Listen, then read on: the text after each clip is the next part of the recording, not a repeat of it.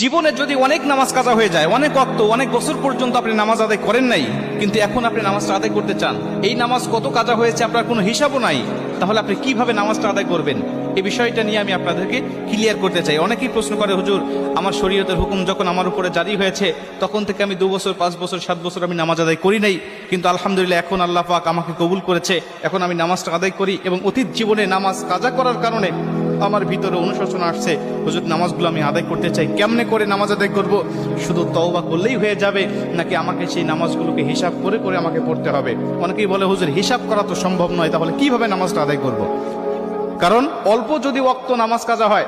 যেমন আজকে আপনি 2 ওয়াক্ত নামাজ কাজা করেছেন, আসর এবং মাগরিবের নামাজ আপনি আদায় করেন নাই, এশার নামাজের সময় আপনার স্মরণ হয়েছে বা আপনি অবসর হয়েছেন, ব্যস্ততা আপনার কমেছে, আপনি এখন কাজা নামাজটা আদায় করবেন, হিসাব করে আপনি এশার নামাজের আগে আসরের নামাজের 4 রাকাত আপনি কাজা নামাজ আদায় করলেন, মাগরিবের 3 রাকাত করলেন, তারপর এশার নামাজের আদায়